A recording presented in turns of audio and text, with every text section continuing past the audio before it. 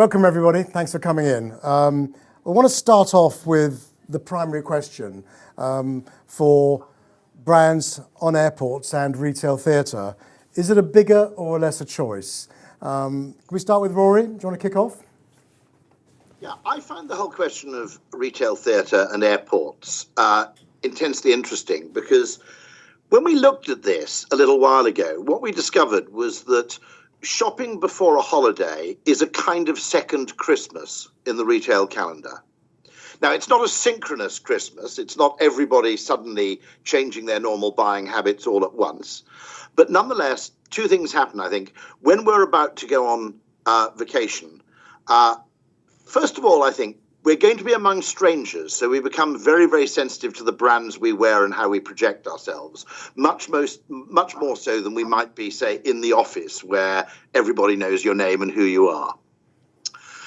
It's also an opportunity. Jeremy Bullmore always said that if you could sell a couple a brand for the first time on their honeymoon, the chances are, provided the marriage survived, you might well end up with a couple of customers for life. And I think that travel is one of those decisive moments where you have a disproportionately high opportunity to get people to change their buying habits. And so both in the scale of it, the size of expenditure, and in the adventurous nature of it, I think airport retail is potentially a second Christmas. Moira, anything to add to that? Well, I would say that the choice is not really whether it's a lesser choice, but I think it's a different choice. And I think that's something which we have to recognise going forward. I actually agree with you in that it is a bit of a second Christmas, but thankfully we're not only relying on the holiday trade, because obviously the international traveller is absolutely the most critical in all of this. I think we just have to be a lot more savvy in what we offer. I think we have to be clever, because we are facing competition from digital in a way we've never known before. And over the last 6 months, people are very aware of what their key brands are, and they know they can get those online. So we have to be much more dynamic in what we offer in travel retail to get that customer interested again. Philip. Travel retail is it's strange in as much as it's an opportunity for you to build a brand globally in a way that you really can't do in domestic markets. Travellers are, as Rory suggested, in a very different mindset, and they're very open to trying new experiences as they are open to travelling and finding cultural new experiences. So it's such a great opportunity for us, and we have certainly been involved in building some global brands on the back of travel retail. And retail theatre is exactly where it's at. I'm sure we're going to dig into that, and I don't want to jump in too much. But yeah, it's a huge opportunity. Heidi. Well, I think we're in a retail revolution, really. We have to admit a seismic shift in the market, because changes that have happened, that have taken a decade in the past, have really now transpired in the last 6 months. And so in order to adapt to that, and in order to capture and re-engage with the customer, we really need to think about retail. We have to upgrade how we think about retail, and we have to approach it in a brand new way and really seize that opportunity that only physical retail offers, and that airport and travel retail offers, because physical retail needs to do what digital can't. And I think that needs to be our focus. And that is why we need to connect with customers in a meaningful way. We need to engage with them and create that memorable moment.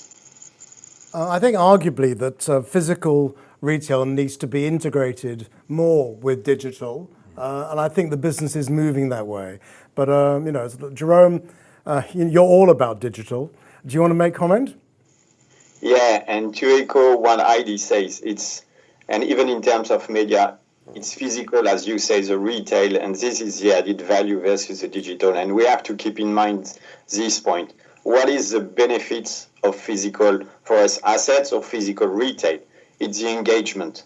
Digital sometimes can't deliver that. And to get some experience, and the airports will stay, I will say, a unique environment for that.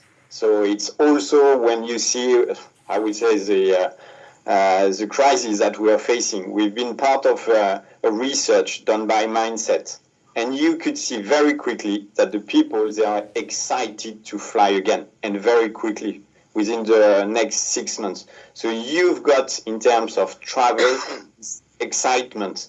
And by travel, it's also by shopping and to get new experience, but physical experience.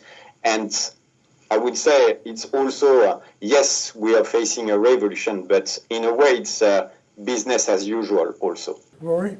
And a pessimistic note from me would be, I have to say that the whole idea of duty-free seems to hang from a gossamer thread, in that it seems to be a business that's largely built on habit and tradition, in that the actual economics of it are no longer anything like as compelling.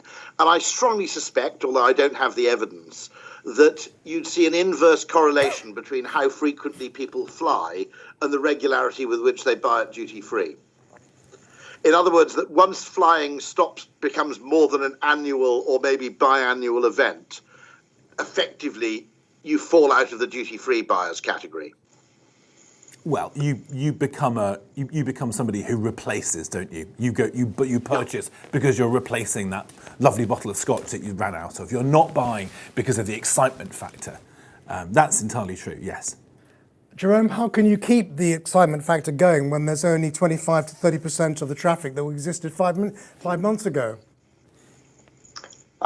Definitely when it's linked to, I will say, advertisement. As we are selling an audience, it's a challenge, definitely, even because we've seen that in the past months that the audience wasn't there. And for international flight, it will be a challenge. For domestic, we've seen that the traffic is recovering quite quickly, for instance, in China, as we will get traffic equivalent to 2019 by end of September. So that's the thing. So, yes, for us, but it's only in China. The thing is also that, yes, we are selling an audience, but we are selling an experience and we are selling a location with everything that you could get behind, because the thing is that brands are investing on a long-term basis. That's also the thing when you were mentioning with retail. Should we invest for a short-term, a one-shot investment, or a long-term one? In airport, brands are used to invest on a long-term basis. So, which is very important. Mixing, when you were talking about, most of the time we are trying to get this opposition between digital and physical or traditional. And for us, for instance, doesn't make sense to get a fully digital media offer. So far, doesn't make sense. It's according to objective of the client of advertiser. So it's a mix. And I think in the retail it's the same. Yes, we need physical, I will say, shops, but you've got also the benefits of the digital retail. Mm-hmm. So it's the same in the media to get, I will say, the mutual benefits between traditional and digital. You've got the efficiency, and just according to your interview of Ibrahim, saying that traditional media are less effective. I disagree, because we could be compared to traditional media, but with all the new solution offered with a digital screen, it's completely wrong. And we've seen before, I will say, the crisis, that we were the only media to grow with the online. For sure, it will reinforce maybe the online media with the crisis, but we are still there, and we've got some solution and offering for the retail brand. But the vision, the long-term vision is key. It's fundamental. So Heidi, how would you add to that? Because in a sense, you know, your guys are frontline staff. They're dealing with these changes. They're dealing with fewer passengers going through. They're feeling with people who frankly are kind of scared to touch, smell anything. You know, you've got brand ambassadors out there. How are you coping with the situation, and what new ideas have you incorporated to actually help affect and execute sales? Well, that is, I think, really would be my answer to this question of how can we differentiate travel retail and keep in mind how digital the customer is behaving. the differentiation is all about the frontline staff. Front and center is the caliber and the expertise of the sales professional, be it a brand ambassador, a beauty advisor, a counter manager, a sales associate. That personal connection is what will make all the difference. And so even though passenger numbers are so far down and really the industry is decimated, our experience has been with our staff that they are tracking pretty much at pre-COVID levels when we think of sales per hour. Average sales per hour are still reaching the expectations that we uphold for our team. For example, in June, even if there would just be one departure to Ganju, for example, our sales staff still average $700 an hour for a skincare brand. Even though there were fewer passengers, That's good going. they spent more time and they spent more money on their transactions. And so the quality of interaction is really where it's at. It is bringing that brand to life. It is connecting that customer to the brands that they love, not just through click and collect, but it is connecting with the person behind that purchase and making that eye contact and creating that bespoke moment so that we're not just making a sale in that moment, but we're actually building loyalty, we're building brand experience, we are enhancing that memory that the customer will keep referencing when they're on that airline and when they're flying and when they're at home using it. So our big emphasis and all our training with the staff is we must learn how to better connect with the customer in a meaningful way. But isn't that just one element in a mix of elements? Because, you know, we could argue that the space itself is not being used in the right way. Jerome may not necessarily agree with me. But I think that there's got to be a real growing movement now towards far more experiential theatre, not necessarily left into the hands of retailers or advertising consultants, but actually one that actually unlocks that space so people really can get delivered a very like a holistic experience in the airport that hasn't hitherto existed, because that's going to help generate a commitment from the passengers. I'm sure Philip's got something to say for that.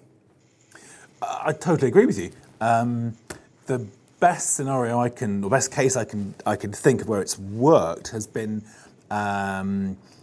DFS Whisky Festival 2019. That was run in Changi. That was a really good example because in that instance we used just the point Heidi was making.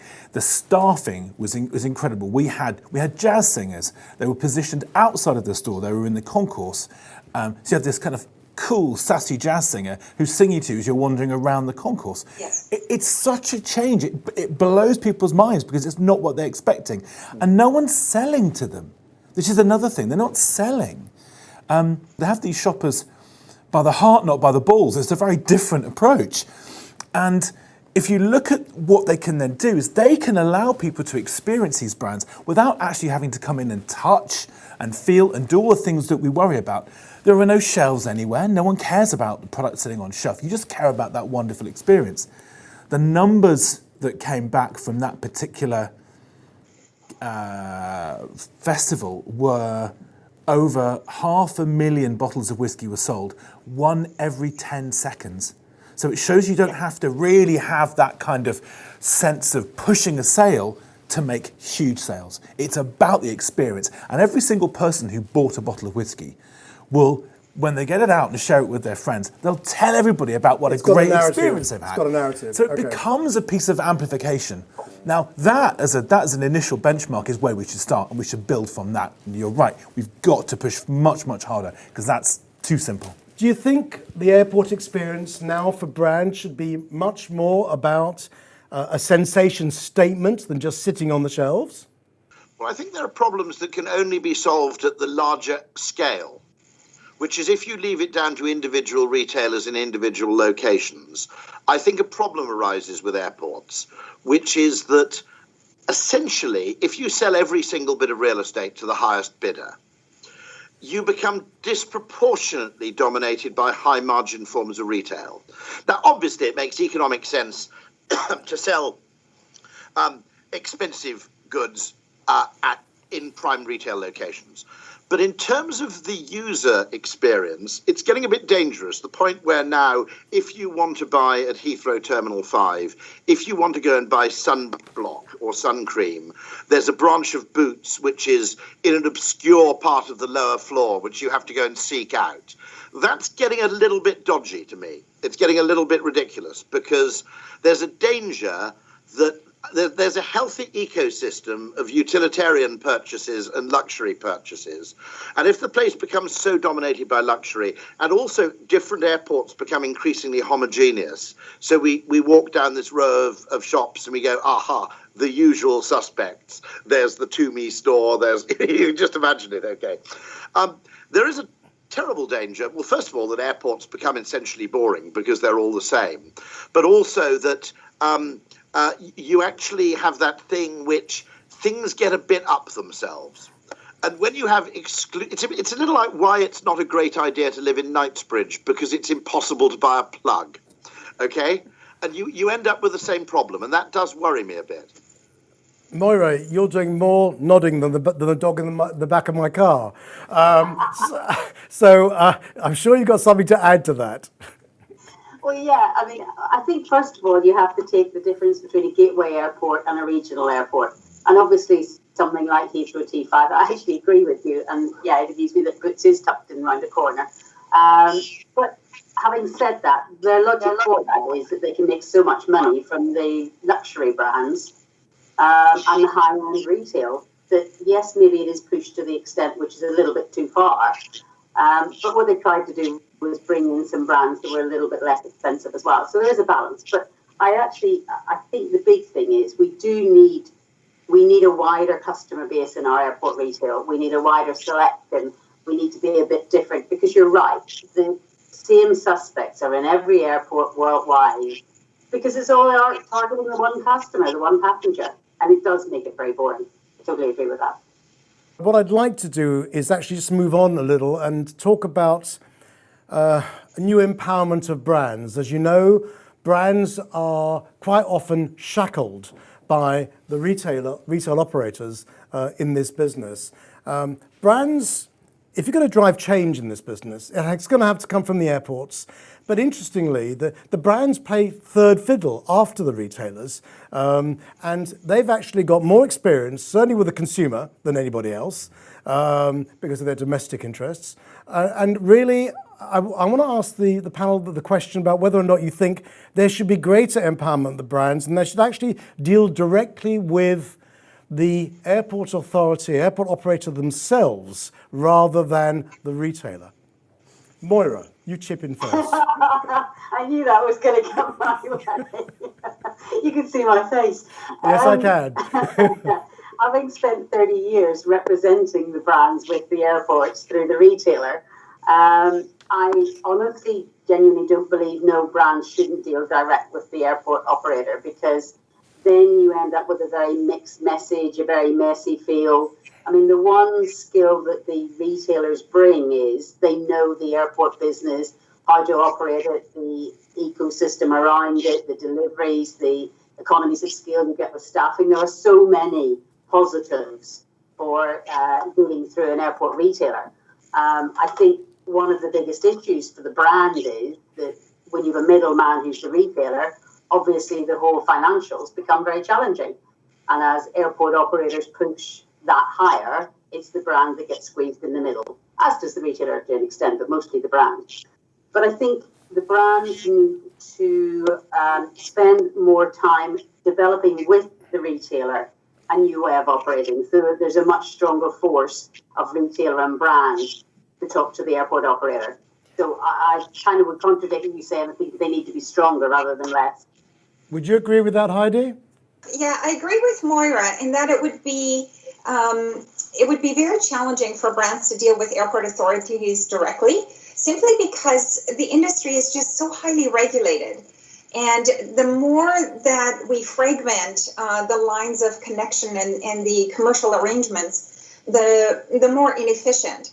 So I do still feel that, the retailer is a good segue for brands to have their presence in the airports. However, I agree with you, Peter, that brands really need to just have a more equitable arrangement with the retailers because the customers shop brands. The retail is just the housing of the brands. The loyalty is to the brand. You're correct. And so currently there's just so many arrangements that limit what the brands can do and how the brands can connect with their customer. And I think that deserves to be updated. And they're in the same way that the commercial model between airports and tenants is changing, I think so the commercial model between retailers and brands really deserves a review and an upgrade to really bring that relationship into our current market and into a more equitable opportunity. The question you asked earlier, which was about whether the brand should work with the airports directly, I think we've already worked out that to a certain degree that will be cutting off your nose to spite your face. The retailers are still involved. I don't know whether or not, however, brands should be thinking about speaking to the airlines directly, because the airlines have the golden ticket. They have all the information of who's travelling where. It's the airlines have that data. And if we're being smart with the way in which we're monitoring people's social activity, we can cross-reference that information. So I know it's more than just trying to target a couple of key trends on how shoppers are going to behave, because there are not one or two different types of shopper. There are millions of shopper. They're all individual. And if we know how they're going to behave, then we have a huge opportunity to communicate with them in a much more attractive way. But go back to retail for a minute. The retailer's in a bit of a rock and a hard place.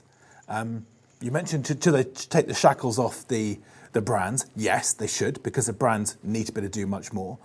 But I think the shackles are on the retailers as well. And those shackles need to be removed by the airport, because the airport is driving the business into the ground by the way in which it's behaving.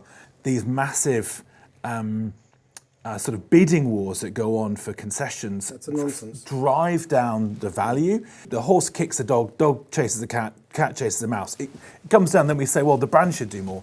But it isn't. It's the whole chain of events. The whole thing needs to be looked at.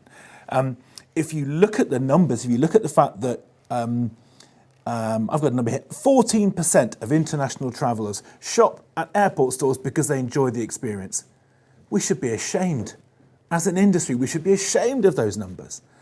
If I'm being generous, maybe a third of people go into store. The numbers are even lower than that in some instances. They are actually lower. Let's say only a third go in, and I'm being generous.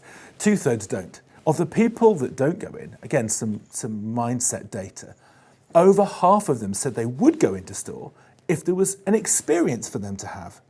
So hang on a minute, does that mean we could double the penetration if we did it right? So it amazes me, because our industry is in crisis because of COVID-19. So if we're not going to change now, when are we going to change? And if the holy trinity of brand, retailer and airport aren't going to get together and fix this now, when are they going to do so? I think you touched a critical point there. I mean, Rory, the business at the moment is in one hell of a vacuum. You represent major international brands.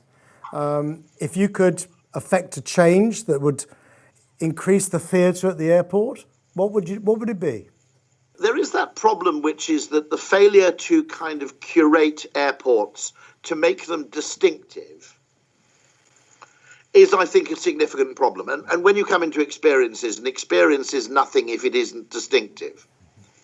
It's the very fact that event, the whiskey event, was completely unexpected and wasn't ostensibly selling, was precisely what I think made it magical and successful. I think this is what Ibrahim referred to earlier as well in the day, about some of the magic that needs to be introduced that is not the norm. It's going to be pretty pivotal, I think, going forward. But it's a risk, and the problem that we're facing, I guess, is that there is a no risk or low risk strategy being adopted by airports, and I think that mindset there has to be a cultural change. Heidi, you have something to say? Well, I agree with you, and I really appreciate the title of this session, which is, referring to the retail theater. And we really need to focus on the emotional experience of the traveler. From the point that they come into the terminal, pre-security, through security, and when they're actually in the store. The mood right now is absolutely dismal. I've been walking through the terminal and I've been observing the travelers that are in the lineups for the tickets to do their ticketing. And really every traveler is in their own bubble. And somebody comes along from the airport and holds a thermometer to the head, doesn't even talk to them, writes something on a piece of paper and hands it to them, goes to the next person. It is the most impersonal experience. And, then you go to your security and you're first needing another temperature check. And nobody talks, there's only motions. And so we're needing to really lighten the mood. We've got to bring the unexpected into the airport shops. And I think one of the most effective ways that we can do it will be through the promotions that confectionaries brands hold, the liquor brands, even cosmetics brands. We can start to animate them. We can have dancers, we can have performers, we can have retail theater, we can have mime artists, we can have digital screens, but that interact with the customer, and we can bring that that enthusiasm and that mood to the traveler in a way that lightens and makes them want to travel again and makes them want to hang out with the brand. So I think this is really, really one of the most important priorities for travel retail, is that we completely revisit the approach with which we engage with our customers, and we make it fun, and we bring the unexpected, and we introduce creativity and spontaneity, and bring that aha moment that makes it truly memorable. Jerome, I think that's to be applauded. I just wonder whether or not JCDecaux could think about helping the retailers beyond the advertising that you actually get, for those spare capacity that you may have down the line, to actually help invoke the idea of retail sex to the traveling passengers, because that's what they need a dose of right now. So it's a very strong statement, retail sex. I would say more emotional, as Heidi said, but that's something for sure. As an advertising operator, we have to deliver solution that for the brands, that it could surprise, it could entertain, I will say, the passenger, and after to get this, I will say, conversion from the passenger to consumer. But first, and I think we have to learn from other type of, I will say, industry. We're operating in train station, for instance, in UK. Yes. They took example on airports, I will say, revolution, from a hangar to a more, I will say, nice area, premium area. Waterloo Station, remember what it was a few years ago. And now we participate to, I will say, this unique environment. And here now that we could deliver experience for some brands coming from the retail. I will take the example of Gillette. We've got a full emotional screen, a giant screen, and in this area where you've got commuters on a daily basis, and here you've got a stand that people could have a shave, for instance. So first, in terms of experience, it was unique. Second, in terms of, I will say, conversion rate for boots, that people go directly to the store, it was unique in terms of, I will say, conversion rate. So that's the kind of things that you could get that at the airport. And even in a terminal, when you've got frequent flyer, businessman at morning time, and just to deliver this kind of experience. Maybe to get that with Gillette, it could change. So that's the thing also to bring or to get more bridges between our business, retail business, to stop thinking about maybe areas. Because as you said, first thing for some people is to be at the boarding gate because they are stressed and they want to be there and wait for their flight. Why not to have the brands to come here and to deliver this kind of experience? So that's the thing. So it means that from an airport, they need, in terms of business model, to give us and to give retailers agility, that we could innovate in that way. So far, we are, I will say, always blocked by the minimum guarantee. Okay, they need to get this guarantee, but in terms of model to get this minimum guarantee, there is plenty of ways that it could be more agile and to get a specific minimum guarantee for specific action, for instance. So that's something, to be more agile, more flexible. Jerome, didn't you do something? The invention by HSBC of the Jetway advertising was a brilliant case of ingenuity because it turned out to be a completely incremental form of revenue for the airports. And as you said, there's no better way of establishing yourself as a global brand in one stroke, other than perhaps Formula One, than airport advertising. I think that's true. Jerome, didn't you also do something in Waterloo Station? Where we've got, it's more Liverpool Street Station and Waterloo Station, where we've got, I will say, this kind of experience, a lot with the movie industry, with Ghostbuster, for instance, and which makes the links also between our media and social media. Because when you've got, I will say, a marshmallow man, I will say a giant like that arriving at the train station, or when you've got for Jurassic World all the dinosaurs everywhere in the station, the impact on social media is unique. It's thousands and thousands of reaction on social media. So you see the link between different media and the experience is unique. So in terms of conversion, when you've got a such experience, it's very positive. You've got the benefits. Can I just say something on that one, Peter? I think Jerome's absolutely right, and I think the amount that we can do with entertainment and experience and marketing, but what we have to remember is someone has to pay for it. So it comes back to the same thing. You can make the most amazing entertainment, activity, whatever, but who pays for it? Is it the retailer? Is it the brand? Or is it the airport? Because somebody has to pay for it, With the greatest respect, JCDecaux aren't going to give it to you for free just to help the business. So someone has to pay along the way. And that brings me to the fact that I think what needs to happen is that the structure of deals need to happen.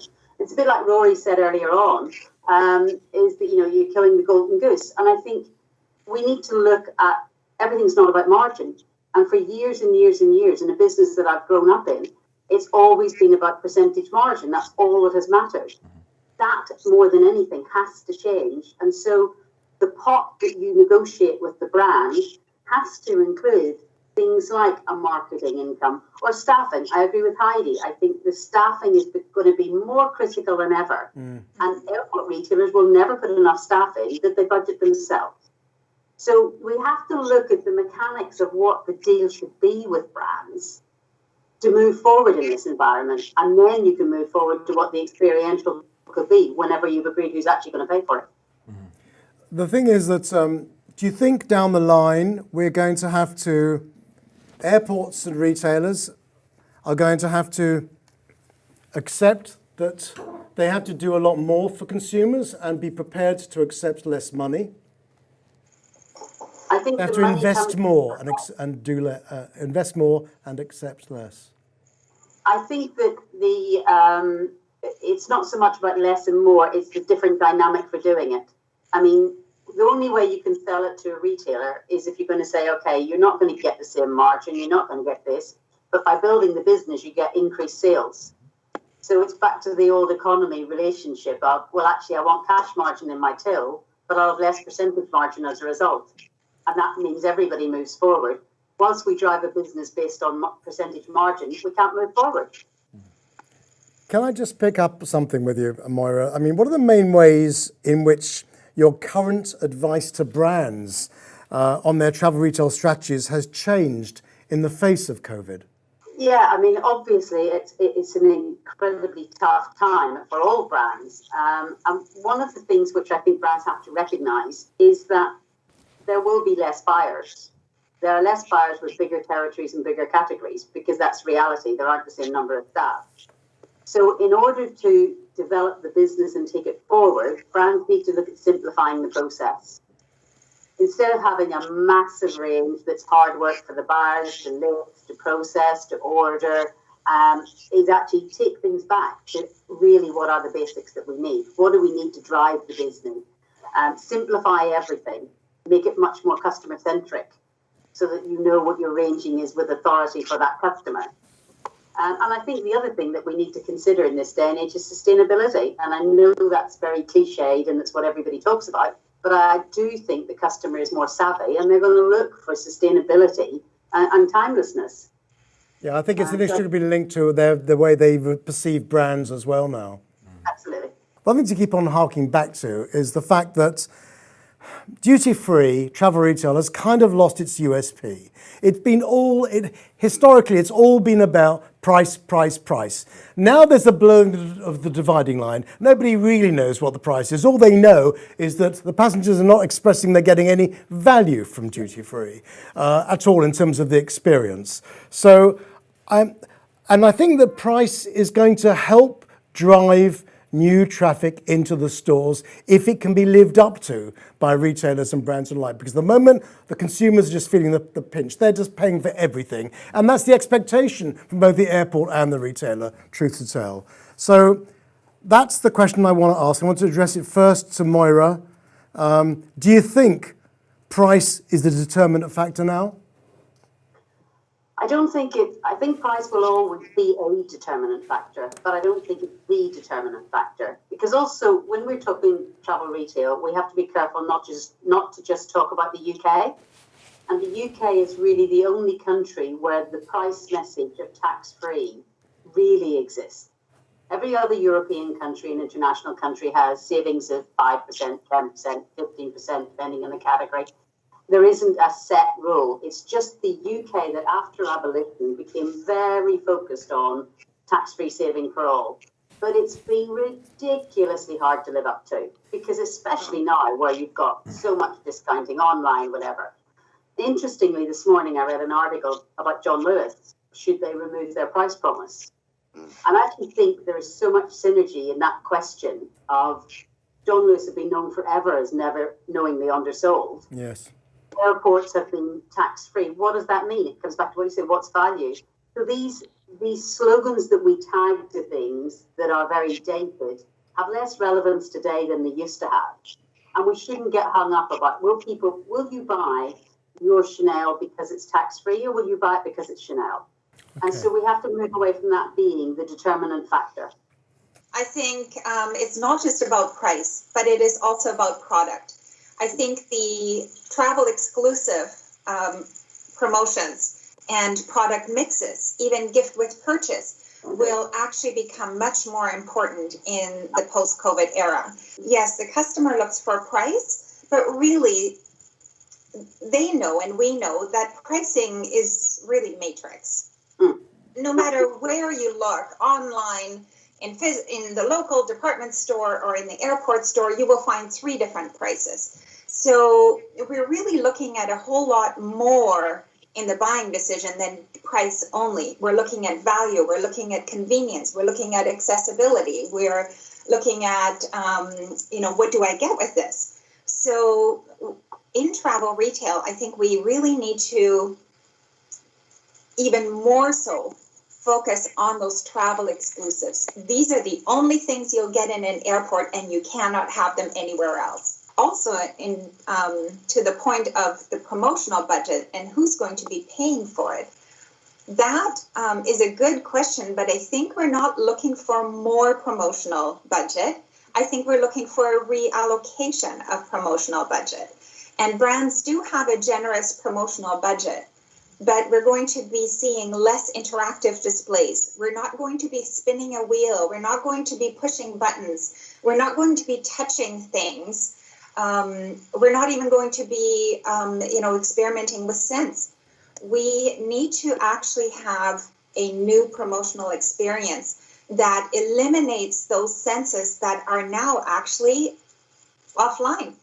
We cannot touch, we cannot taste, we cannot, smell. We actually have to go much higher on the sense of sight and the sense of voice and sound. So we're going to see a shift in the promotional spending, I think. That brings us back to the customer experience, which has got to be front center of everything that an airport and retailer does. How would, going forward, you define the new customer experience that should be realized on airport? Rory, you want to kick that off? I suspect there's an opportunity to make airports much more interesting. What makes things boring is when everybody uses the same metrics, because it just drives homogeneity. And someone who is looking to compete on the airport who said, we're not interested in A, B, and C, we're actually going to go after D, will enjoy an advantage in terms of distinctiveness just by abandoning that kind of red ocean space where everybody's trying to compete. We're not getting enough of that thinking, sadly. Philip. Okay. We mentioned earlier on about whether or not we're behind the curve. And I think we are, significantly so. The comments, we had a couple of comments from the panel have been really interesting about moving away from, for example, price and moving to, which I agree with, by the way. I think it's incredibly important we move away from price. We shouldn't be discussing price. And experience and personalization and limited editions and all of those wonderful things move away from price. It becomes about value for money, and value for money wins. But I worry that we're also looking at little experiences, HPPs as they're called, the high profile promotions which brands run. These are tiny little pockets of experience. Now they'll only go so far, and in the moment they're gone, they're over, and the brands don't benefit from them. It's very rare for a brand to benefit in a month when they're not doing a promotion. How do you build in continuity then? It has to come down to the retailer. The retailer has to change the model, and it has to be about the experience, the total store experience. We are still giving up too much space. Space is at a premium right now with the social distancing and restrictions, which will remain for some time, and even then thereafter, this will still have an effect. But if digital can come in and do what digital does best, which is taking care of transactional, we don't have queues of people leading up to cash registers, and we don't have piles of stock on shelves that we don't need. We can allocate more space for people to move around, and we can allocate more space for experience. And if that experience isn't just little tiny pockets, but actually a retailer revolution in the way they're delivering experience, then we can really start to challenge. Because domestic retail, doesn't matter where it is in the world, domestic retail would kill for our demographic. It would kill for it. We've got this incredible group of people that are passengers that are walking past, and we're not getting enough of them to be engaged. And it seems like a lot of the very simple answers are out there, but we have to move much quicker than we've ever done before. It isn't just a case of saying, well, that worked really well, let's keep that going where it is. We need to really change, big change. One last question. If there's one thing that you wanted to implement on airport right now that would affect change, drive more passengers into the shops, enjoy a better overall experience, what would it be? Heidi first. Oh, one thing. Yeah, just the one. That's a tall order. I think I would probably prioritize the idea of bringing brands past that lease line in the retail store. I really like the notion of having that brand do a promotion in maybe the white space of airports, riding a tricycle filled with, a chocolate in their trailer to the gates and handing out individually wrapped samples. There's a way of really bringing that experience into the other spaces of the airport that are really ready for that, and that really, especially in this time, really need to delight and lift the mood and bring that smile to people's faces, even though they're behind a mask. Jerome? I think first, I would say it's just to think, and the priority is to think the airport as, I will say, one solution, a global solution, that you've got different operator, but at the end we have to deserve, I will say, we have to think about the passengers. That's the objective of everyone. So for me, the priority is coming from the airport side to allow with a new, maybe, or to adapt the business model, that we could build up some bridge between our respective, I will say, territory or expertise. Because for the passenger, he has to see that it's a unique experience. From even before that he will arrive at the airport, till the time that he will be back to his home. So that's the thing, to get this global journey, including the airport one. And it means that we have to work together. We have to get access even to the data, just to qualify a little bit to understand the passenger. Because whatever you're thinking, we need to adapt. Agreed. So greater collaboration, greater sharing of data. Is that all at all doable, Moira? Well, I think the sharing of data will always be a challenge, but I think my one wish would be that there was a lot more on the cost category idea. I think what we need to do is we need to educate customers that it's giving them a wish list, it's inspiring them, it's the innovation. We have an amazing array of products in our stores. Sometimes you can't see the wood for the trees. Sorry, another English expression.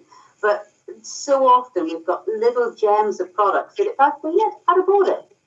So I think we need to bring the product to the customer. I think we need to do the storytelling. I think we need to forget being so regimented about the categories. And, let's put confectionery in amongst, the beauty or whatever. But try and be more innovative in how we display the goods we've got today. So it's more than just basic clustering. It's actually mixing it up a lot more. Yeah, I think so. Absolutely. Yeah. Why do I have to think about it? If I'm only buying beauty and I've only got beauty in front of me, then I'm not being exposed to the other categories. Yeah. Whereas if I could see a package, it's like you would shop at Christmas in a hamper. It's the same principle of looking and exploring. You're like, oh, that's nice. I'll have that too. It goes in my basket. Yeah. And we're really bad at that in travel retail. We're so channeled into the categories. Philip? Collaborate is a word that we're hearing a lot. I agree with that. Sharing of data, being flexible with we talked about lease lines, etc. Also sharing investment, working out that margins are being squeezed here, but where can we find that margin to reinvest to grow the pie? Ultimately, we all have a common goal, and that common goal is to have a sale somewhere in travel retail rather than in, say, for example, Amazon, because it's going to stop a passenger from going onto their mobile device and finding something which is cheaper, quicker, more convenient, and so forth. But I think if there's one wish I have, it's that we're willing to take some risks now. That's the one thing I think we need to do. We need to roll the dice a little bit. We're not talking about risks that are potentially ruinous for the industry. We're talking about take a leap of faith. That's what we need to do. We all need to take a bigger step than I think we've done before. Take some risks. Be excited by what we have. We have something brilliant. We just actually need to let it go and let it be what it can be. That's the thing I'd love us all to do. Take a couple of risks. The industry needs to recalibrate. It is a no-risk and low-risk industry, and it's about time now to change the mindset to be able to be prepared to do at least a limited risk that is measurable. Rory, last word for you. Yes, I echo exactly the last two speakers in that we need, sometimes something becomes so conservatively optimized that it forgets that there's always a trade-off between optimization, which is making the most of what you already know, and experimentation, which is finding out what you don't know. And it seems to me that the ratio's out of whack. We need essentially more experimentation, which will actually solve two problems. You'll learn things you never knew were possible. You'll learn what works, and things will surprise you. But the very act of experimentation will make the airport more variegated and more interesting. Because at the moment, the danger is they become so uniform, full of kind of retail generica, that customers might just reject the whole thing wholesale. They'll go, okay, there's 500 yards of airport luxury retail ahead of me, and I'm going to walk straight through it all. Whereas catching people's attention with something they weren't expecting may be the thing you need to do. And I think a better attitude towards experimentation solves both those problems at once. I want to thank you all so much for your time. I hope you found it of value as well. I thought it was a stunning session. We've got so many nuggets in there. I can say just much appreciated. More than worthwhile. Thank you so much. I hope you enjoyed it, guys. You know, got some value out of it. Yeah, it's brilliant. Thank you so much. I'm signing off now.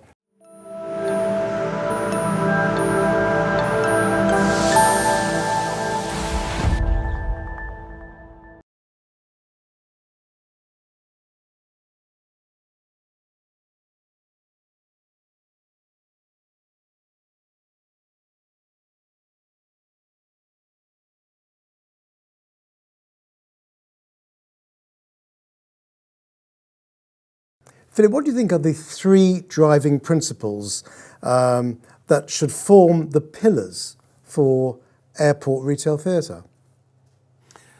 Good question.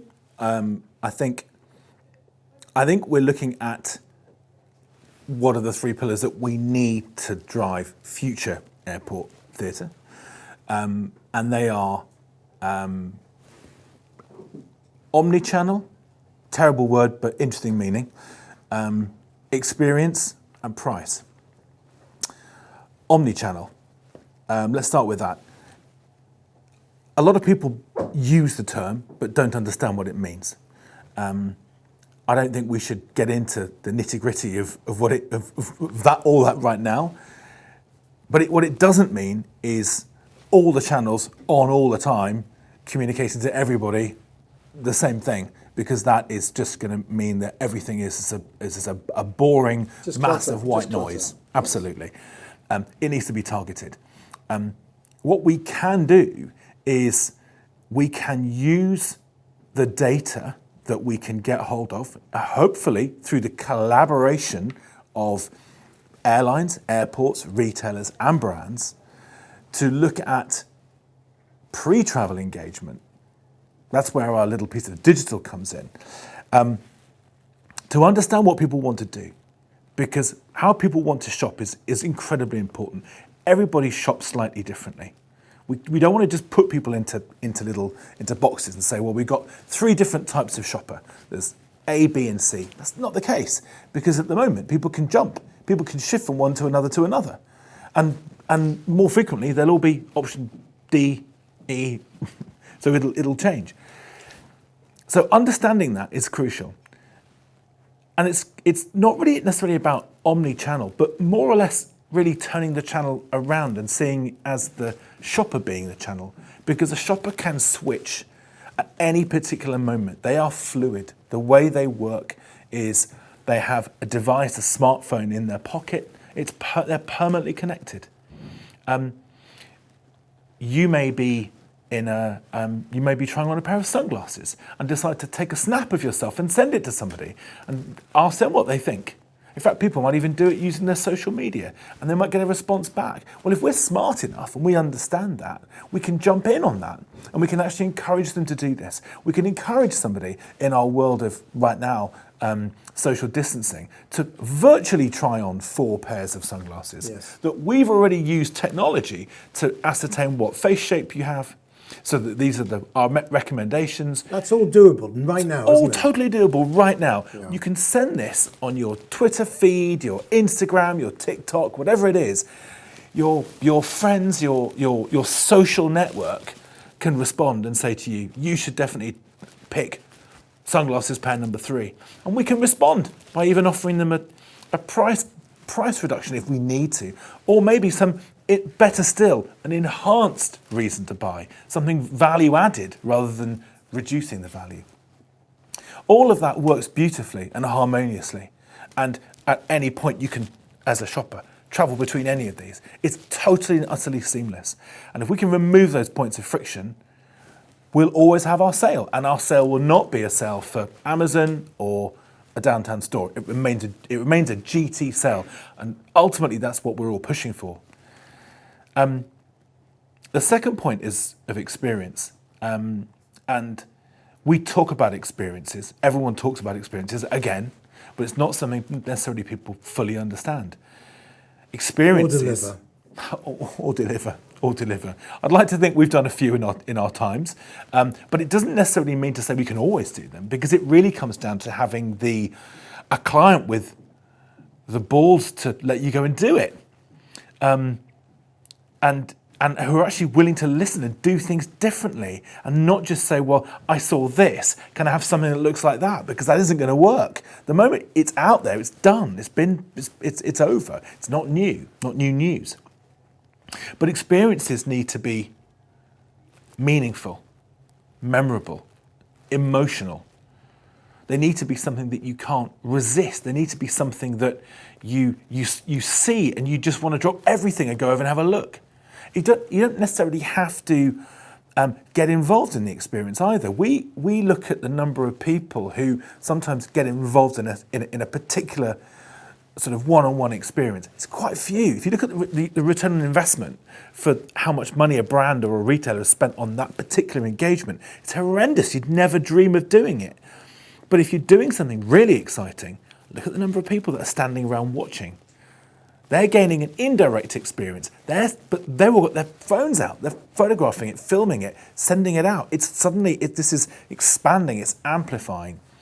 And more so, people talk about their experiences. They take their experiences away with them. Buying a gift at a gift, or buying something for yourself at an airport, is something that's historically just sort of stuck with air travel. But buying something that you can take home and you can engage. People have a sort of a yearning for social currency, and if I'm bringing home something which is exciting and interesting, and I have a great story to tell about it, and I'm now passing that story on to you, and I'm engaging you with a wonderful piece of information. The story's got a legacy. It has a legacy, and it's no different to what it used to be in the olden days, where people would go and buy a fake Rolex on the basis that when they got back they'd go, I bought a fake Rolex because I was traveling. That's the exciting part about it. We just moved on a lot further, and now people just want to be able to want that same experiences, passing on those similar things. I had a great time in an airport. It was meaningful, memorable. I love the brand that I bought, but also I love the retailer. How many, or show me a shopper who walks out of a travel retail store and says, those guys, those retailers, they're amazing. A lot of them don't remember the retailer's name. They just remember the brand they went in for. So we've got to do something different. And that is the basic. We've got to understand what experience is. And experience shouldn't just be little pockets that are delivered by brands. It should be the whole thing. The whole thing needs to be a wonderful experience for everybody. 2 points before you go to your number Yep. 3. The first one is there are shackles involved. Shackles from airport to retailer, shackles from retailer to brand, that actually precludes a lot of genuine new experiences, because everything needs to be boxed and coxed. The other issue is that the education of the brands themselves, a lot of them want to just follow a formulaic, just want to follow a formula, don't want to do anything different, want to say, I like that particular activation, I wanted some of that, please. There's not enough creativity, arguably. What are you doing as a business, Circle Square, to try and kind of educate your clients to be more ballsy, to take greater risks, to understand what's needed in today's marketplace? It's a good question. We are taking some quite interesting steps, actually. One of the things we started to do is to limit decision makers, because creativity that's decided by committee tends not to be creative. It's a washout.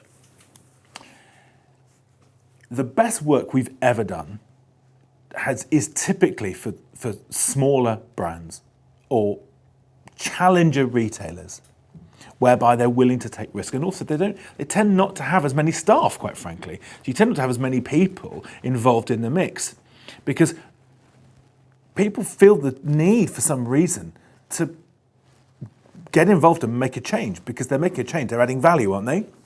But actually it's the opposite. The opposite is true. You need somebody who's willing to listen to what we can offer. Our superpower is creativity. That's what we're about. You don't come to us for our retail logistics. You come to us for our creativity, because we can do things differently. We've got a track record that proves it. What's fascinating is people that come to us and say, you guys were the guys that did that amazing thing we saw that totally was pioneering, it totally broke the mold. We want that. And you go, okay, well, obviously we're not going to give you that. We're going to give you something different. And they're like, oh, okay, fine. Well, that's fine. We want this new thing, this new wonderful thing that you've got an idea for. Great. But here's our brief. And you're staggered by the fact that the brief is so far removed from what they're actually asking for. And you have to jump through so many hoops to get there. You can almost tell before you've finished reading the first page of your 14-page brief that you're not going to be able to achieve what they're after. And that's scary. We have recently a brief that was directed for young millennials. A client very, very clearly said it was for young millennials. Yet we didn't have a single young millennial in the client's decision-making team. And I'm afraid to say, if you're targeting at a particular group, it should be viewed and judged by that group, not by somebody who's spent 30, 40 years in marketing and knows everything. Of course they do. Their knowledge is incredible, but their knowledge of this particular situation isn't. So they're the ones that should be giving us a great brief, but we should be judging it based on the people who are going to respond to it. Ultimately, it's our shoppers who will vote with their feet if we're doing it right.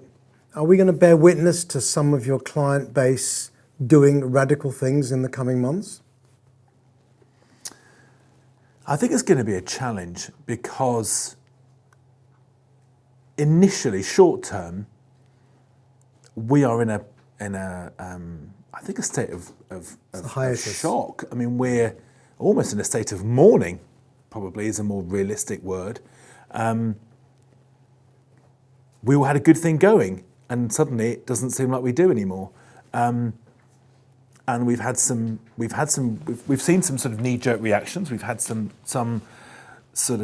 people who are talking about taking their physical retail budget and just sort of throwing it all at digital, which seems to me like they're saying, well, I'm in Vegas, I'm going to just take my stack of chips and put it all on red and let's go with it. I could walk out of here and it works, or I might walk out of here and it doesn't. We've seen we've also, I think probably more importantly, we've just had nervousness and a feeling that there must be a way to do some of these things without really spending any money. Here's my list of requirements. I have no budget. Off you go. Now we're very happy as creative minds to get involved and use our creativity to find solutions, but those solutions, they aren't free. None of them are, because you're ultimately changing something, and that has to come from somewhere. And that's a difficult thing, because where that money comes from, right now, we have the whole industry in crisis. It shouldn't just be on one group, be it brands or retailers or the airport, to come up with those solutions. There has to be collaboration to find a way and find that pot of money that we can do something with. Let's just stay on money. Yes. This is your third leg. It's about price. Price. It's the third pillar, if you like, is price. We all travel with a smartphone in our pocket. In fact, I've seen many of our lovely Chinese shoppers travel with 2 or 3, frequently using 2 simultaneously. One talking to somebody back home, one checking sales data, price points, and so forth. We're all connected. We all have a way of knowing whether something is a good price point or not.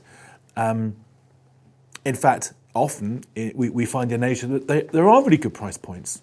We shouldn't be fooled into thinking everywhere is like one location. There are really good price points, but we don't need to be talking about price. We don't need to be talking about offers and price offs, because whilst it looks like it works, because their price comes off, the numbers go up, I see a pattern, therefore let's do price offs. It's not adding any value. When we change the conversation away from price and we talk about experience and we get into personalization and uniqueness, limited editions, just share bloody great stuff you're doing that makes you want to get involved. No one asks about the price. It's completely different. That's right. So we've got a duty to offer a brilliant product in a wonderful environment, in a way our shopper wants to shop, which is why those are the 3, for me, the 3 pillars of what we need to do to get it right. Let's talk about phygital now. Phygital. Yeah. Yes. How would you set about defining the new phygital in today's environment? Right. Phygital. It's a weird word, isn't it? Sadly, it's probably one we're going to be using quite a lot more. Physical retail. We all understand what physical retail is, or we think we do. Certainly, travel retail hasn't really changed its physical retail since, I don't know, Shannon Airport, maybe. Sorry, it's a bit harsh, but you kind of get the sense of what I'm saying, which is the idea of shelves full of product and you know. Arguably, it's simply not evolved. And a transaction. And it's behind the curve. We discussed this earlier. Yeah, it is. It's a shelving unit full of product, and it's a transaction point. Now, what we have seen from in a more domestic retail world, where I think they are certainly ahead of our curve right now, things like vast stock holdings, transactions can all take place digitally. They can all be moved to a digital model. It doesn't mean to say that that's damaging what we're doing in physical. In fact, it's helping us. It's creating new space. It's creating new space we need right now. We need right now on a topical basis because of the social distancing, but on a longer term basis because we need our physical space to be experience led. We need people to come into it. And the weird thing is, physical drives digital, digital drives physical, and physical drives digital, and so on and so forth. And it happens all the time. It's frustrating now to walk into any store. I mean, a perfect example I had, looked online, looking for some garden furniture. Why not? We're all stuck at home for so long, weren't we? Look for some garden furniture. Look it up online. Looks great. Pop into store to have a look at it firsthand. Didn't have it. Okay, not a problem, because I can buy it digitally, but I can't in that store. They don't have the method for me to do that. Now, this is a bump in the curve, because actually I should be able to seamlessly switch between them whenever I want to. And I should be able to finish that purchase, maybe sitting at home on the sofa with a glass of wine. I could do that when I'm buying a car, so why can't I do it when I'm buying a piece of furniture? And in travel retail, it's no different. There's nothing to stop me from being driven into store by something which is digital, which tells me what an incredible experience I'm going to have. We just have to make sure we use that space properly for experience. Apple have been doing it for years. There aren't queues of people standing in front of cash registers at Apple, are there? There aren't shelf loads full of MacBook Pros on the wall for people to go and pick up. No, it's about experience. You can wander in there with your computer and go and sit at the Genius Bar and have a chat to somebody. You can go and sit in the sort of there's a presentation theatre. Someone could teach you how to use your photos in a different way, or how to use some of the software that will enable you to enhance them and file them in a particular way. All of this is leading to a wonderful positivity about the brand. But I can make that purchase at home. Now that's a difficult thing for travel retail to get their heads around, because it's always been about who owns the sale. Yes. And the danger is that sale at my departure airport, on board, so it's an in-flight sale, or is it an arrival sale? Because there are 3 different groups there who may all want their piece of that sale. And it's difficult, because wouldn't it be brilliant? The consumer doesn't differentiate. consumer he just doesn't mind. wants the product. The consumer just wants a product. And we've had challenges before. We actually we were actually trying to do a wonderful thing years ago with Glenfiddich, and we were trying to find a brilliant way to make the purchase in store come to life. And the idea was that when you made a purchase of one of their wonderful variants, give you a little sample pack that you could take on board your aircraft, where you have so much more time than you do in the airport. You're completely chilled, completely relaxed. You can stick on your headphones, tune into Secret Channel 19, whereupon the master distiller appears and takes you through your own wonderful tasting that you now have because you're part of our lovely team. I mean, what a brilliant way of putting that all together. Problem is, hang on a minute, that airline wants that sale. Yeah. And they're not willing for you to buy that on the plane. The airline obviously want that sale. The retailer wants that sale.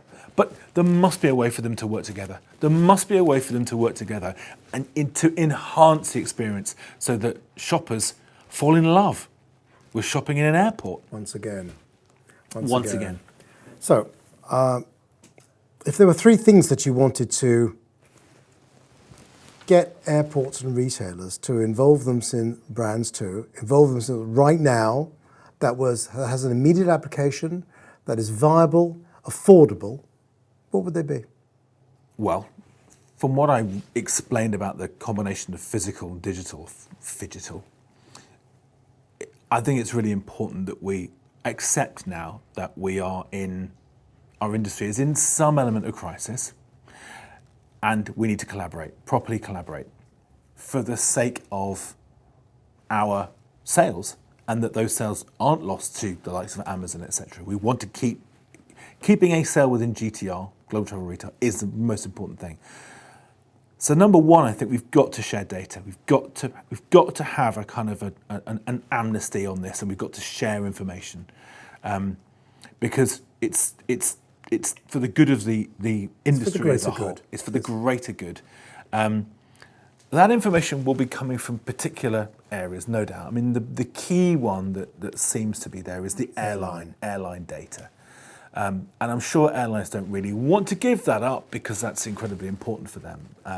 And it may lead to them having their own sales. But if there can be some agreement between airline, airport, retailer and brand as to how exactly they're going to divide it up and how they're going to share this data, that would be the most important thing, because as I've mentioned to you already today, domestic retail would kill for our shopper demographic. They would kill for it. They've got nothing like it.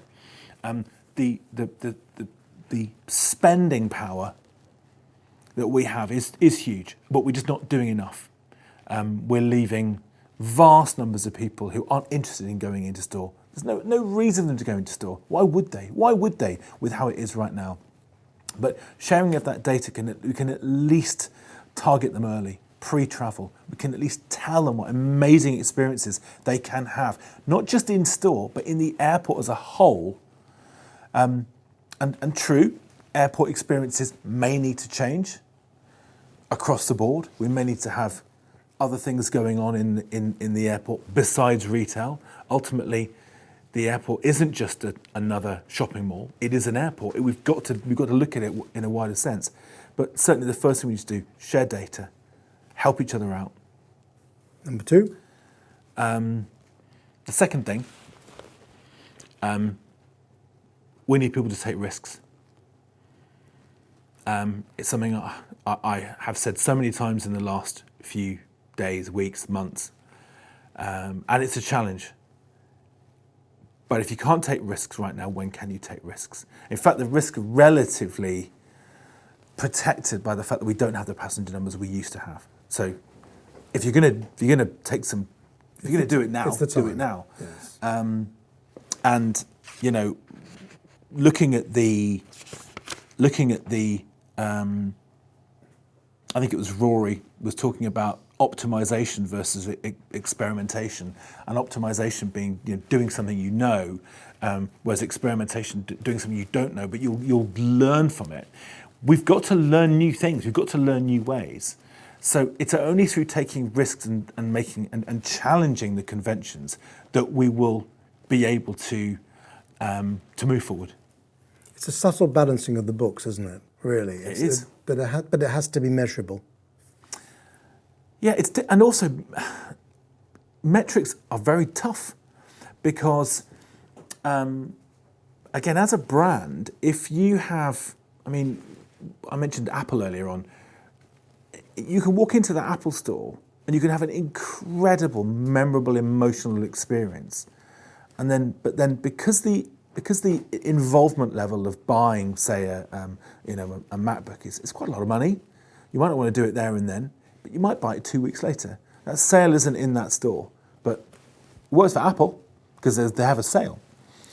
Difficult one for us because, again, we have these sort of set channels. Becomes difficult to monitor. We don't really know how many people actually genuinely turn up with an idea that they're going to buy something. 69% apparently of purchases are planned in travel retail. Really? I don't know. And even if it is 69%, what are we doing so badly that we're not encouraging people to buy other stuff? We should have an incredible environment. I know from back in the days doing some of the kind of the crazy stuff, the Hendrix bathtubs and what have you. And you said to me earlier on about airports needing to relax some of the restrictions. None of those things met any of the airport restrictions, by the way. They were all too tall or too wide or blocked of vision and so forth. But the moment you do something that's really groundbreaking, people start to ignore those things and say, well, hang on a minute, actually this is going to work brilliantly. And it wasn't so much the fact that it was a bathtub, it was the fact that people who were so surprised to see it wandered over. People who weren't going to go into the store at all ended up going into the store and buying a Toblerone and leaving. So it didn't necessarily have a direct effect on that particular person, but what it did was it had an incremental shift. It increased store penetration. The first place we put it, that one, was in Barcelona Airport, and it received something crazy like just under a 4,000% sales increase, or sales uplift, should I say. But what was more telling was the fact that Barcelona Airport, after our month-long slot, which we had paid for to put it in store, said, can we keep it? Can we keep it? Yeah. Because it was working for them. And when they see something working for them, it's bringing in those people that they wouldn't have got. So that's a different thing. That's a different relationship. Those people are coming in to a new experience. And if you can provide them with a wonderful experience, and it isn't a bit of a letdown when you're in store, then you do have those incremental sales. And if you do walk out with a pair of Ray-Bans, some cosmetics, a Toblerone. A sale is a sale. Yes. So what's the last item on your list? Creativity. Creativity isn't free, but it's certainly cheap when you compare it to rolling out all of these spaces and all of these sort of freestanding display units and so forth, to tick all the boxes that people normally want to have. But creativity can be exciting. Creativity doesn't need to be in the usual places and do the usual things. And my team love to be challenged by new and exciting brands. Challenger brands, as I've mentioned before, are so much more exciting because they're willing to take those risks and because they tend to not have such a huge number of people making the decisions. But if you can make creativity your own asset, if it can be something that your brand or as a retailer, you stand for, people love you because people love creativity. People love culture and creativity. It's a simple thing to do. So from our perspective, we know we've got that one covered in abundance. And we love the challenge of doing things new. But that's it. Creativity can allow you to do things new, can challenge the mold. And for our world of the new normal, it should all be about creative. That should be our new. A suitable point on which to end the interview. Philip Handley, thanks for your time. Thank you.